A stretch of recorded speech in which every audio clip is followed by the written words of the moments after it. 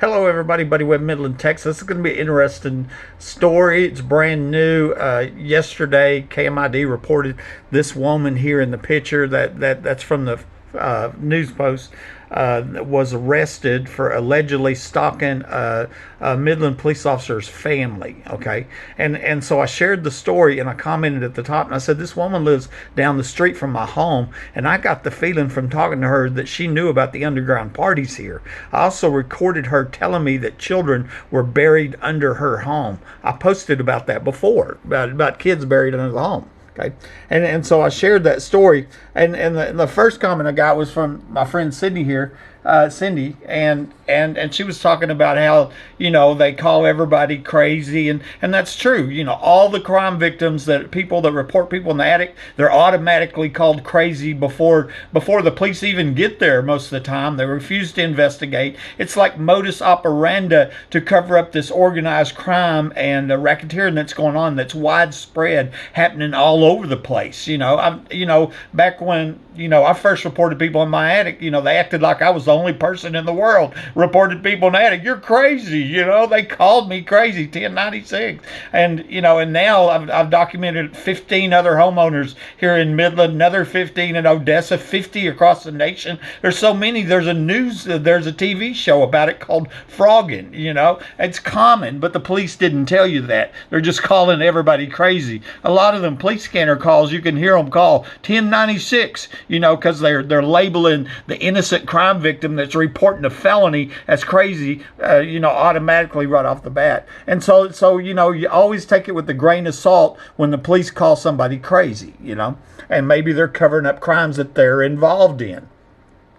But here's the interesting part. It was Brenda here says this woman or someone needs to go to the FBI if she thinks or knows children are buried under her home. Prayers one day, they soon get to the bottom of all this. Nothing hidden shall not be revealed. And I wrote back and I said I thought it was important too, since she lives right down the street from my home, and multiple people have said there were tunnels and underground homes here. The next day, I emailed the recording to Chief of Police Seth Herman, since we had been exchanging emails back and forth about the crimes here, but I found out that he had blocked my emails. I then forwarded this very important email to the city council, the sheriff Painter at the time, the late Painter, DA Nodoff, Texas Rangers, and the Texas Attorney General Ken Paxton. I got no replies.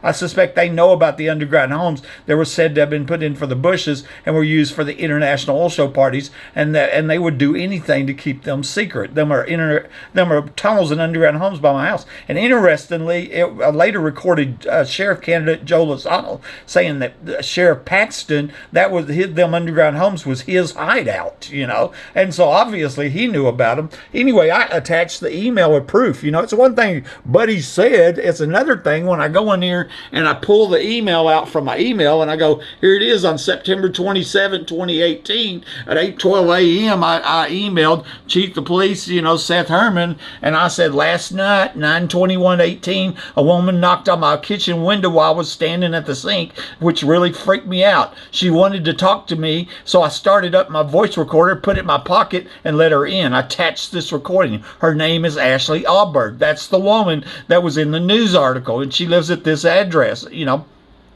I said one of the more interesting things she said was that she believed some kids were buried under her home. She then went on to say something about good people who would bring in people from out of the country. She used the term good people twice. That made me wonder if this wasn't all the people in the attic was connected to illegal immigration, bringing people in from out of the country. Maybe they're bringing terrorists in, what I know, and here, I also go talk about the underground homes are here. All these people documented saying that they're here.